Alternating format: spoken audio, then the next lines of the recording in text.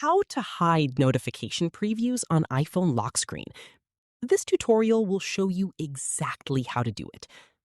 First, open the Settings app on your iPhone. Now, scroll down and tap on Notifications. Under the notification settings, find and select Show Previews. You'll see that it's probably set to Always, which means notification content is visible on your lock screen. To hide notification previews, tap Never. Once you've selected Never, go back to the home screen. From now on, your notifications will still appear on the lock screen, but the message content or preview will remain hidden. This is a great privacy setting if you don't want other people seeing your text messages, emails, or app notifications when your iPhone is locked. And that's how to hide notification content and message previews on your iPhone lock screen.